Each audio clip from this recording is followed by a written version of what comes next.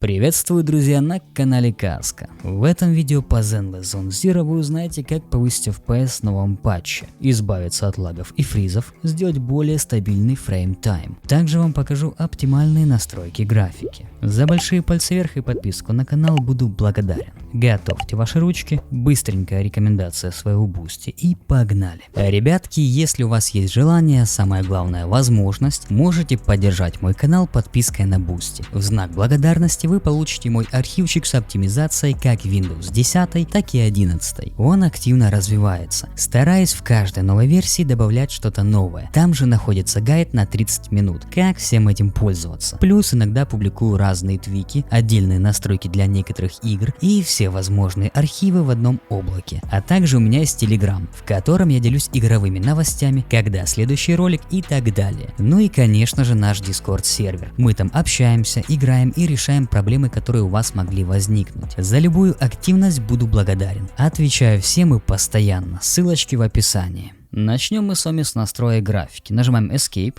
Настройки и первая вкладка графика. Режим отображения. Полный экран, а само разрешение по соотношению к вашему монитору. Если у вас слабенький ноутбук или очень слабый ПК, иногда можно понизить разрешение. Да, качество картинки ухудшится, но мы получим чуть больше производительности. FPS. Тут по желанию я обычно выбираю без ограничений. Вертикальная синхронизация. Выключаем, потому что дает дополнительную задержку. Если вам нужно ограничить FPS, но вертикалку использовать не хочется, в таком случае есть один вариант, который не только ограничивает количество кадров, но и делает отрисовку кадра максимально стабильной. Для этого нам понадобится MSI Afterburner. Если у вас его нет, загружайте на официальном сайте, она абсолютно бесплатная. И во время установки MSI Afterburner поставьте галочку на Riva Tuner. Открываем данный экранчик, здесь находим Frame Rate Limit и задаем, допустим, 120. Возвращаемся в игру, и у нас теперь 120 залоченных FPS, при этом Frame Rate максимально стабильный. 8.3,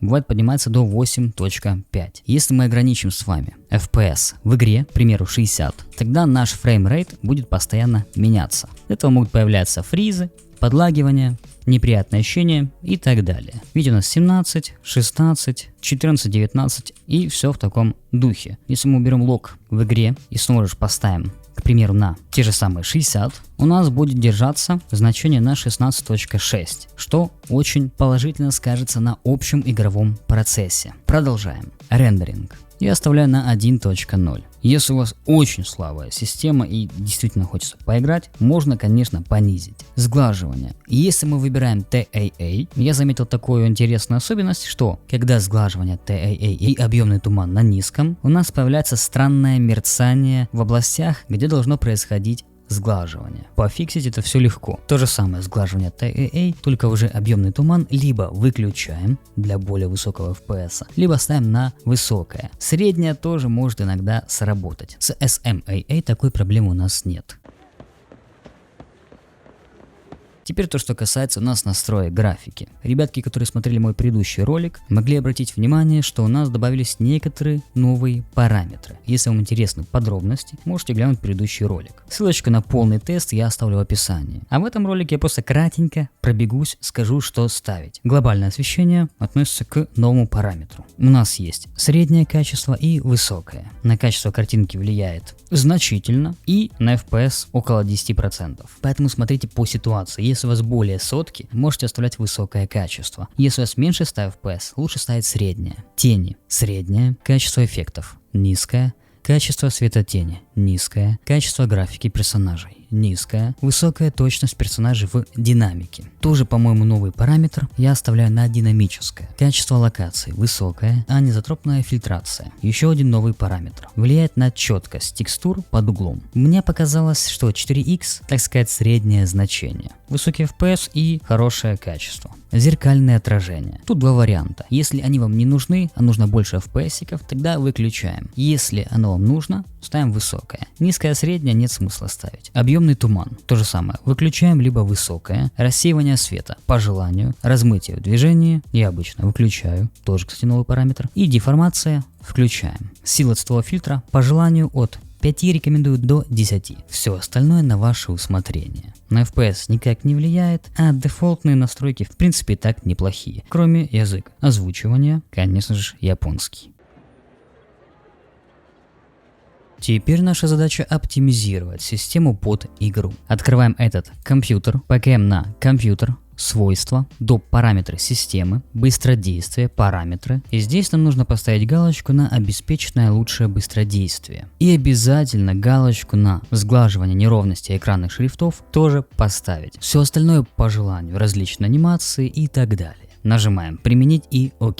Нажимаем «Поиск», пишем «Панель управления», «Электропитание», «Показать доп. Схемы». И здесь у вас будет схема питания «Высокая производительность». Ставим на нее галочку. Далее настройка схемы электропитания, изменить доп. Параметры питания. И здесь наша задача выставить высокую производительность, чтобы она была активна. И «Ок». Чуть позже покажу, как установить максимальную производительность, если вам это необходимо. Нажимаем на «Поиск», пишем «Параметры», переходим на «Система», «Дисплей» и в самом низу находим «Графика».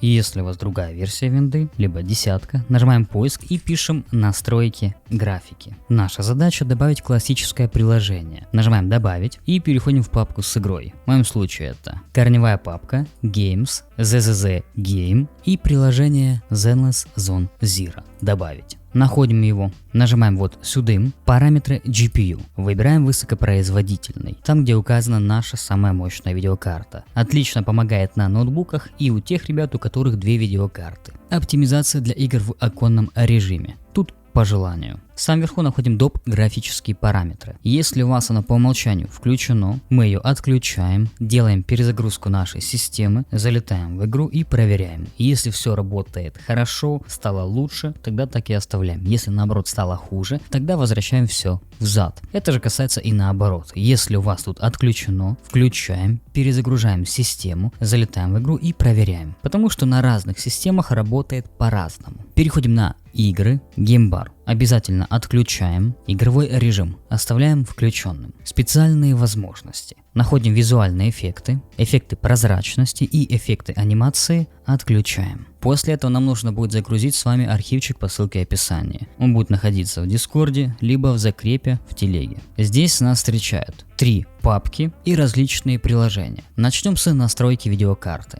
Если у вас AMD, открываем папку, залетаем на сайт, качаем последнюю версию видеодрайвера, делаем Minimal Install для более высокой производительности. А если вам нужно конкретно настроить ваш профиль, тогда делаем стандартную установку. Выбираем Киберспорт и делаем то, что указано здесь у нас на картиночках. Если у вас Intel, то же самое. Если у вас Nvidia, снова же залетаем на сайт, качаем последнюю версию драйвера, делаем установку, перезагружаем систему и делаем то, что у нас указано здесь на картиночках. Это делаем конкретно для определенной игры. Открываем панель управления NVIDIA, управление параметрами 3D, программные настройки. И здесь мы ищем Zenless Zone Zero. Если в этом списке нет, нажимаем «Добавить» и ищем уже здесь «Добавить выбранную программу». Анизотропная фильтрация. Для более высокой производительности выключаем. Для всех остальных управление от приложения. Вертикальный синхроимпульс. Если в игре вы его отключаете, тогда и здесь тоже выключаем. GP Rendering OpenGL. Выбираем нашу видеокарту. Vulkan OpenGL. Используя цепочку буферов DXGI. Режим низкой задержки. Для игр такого жанра я рекомендую выключить. Совместимость с OpenGL. Приоритет совместимости. И в самом низу находим фильтрация текстур качества. Выбираем высокая производительность. И применить. Далее папка очистка. Delete them files. Выделяем все файлы, нажимаем Shift, Delete и да. То, что не удаляется, нажимаем просто отмена. Возвращаемся назад. Delete them files. Выделяем все файлы, Shift, Delete и да. То же самое. То, что не удаляется, просто отменяем. Диск Cleanup.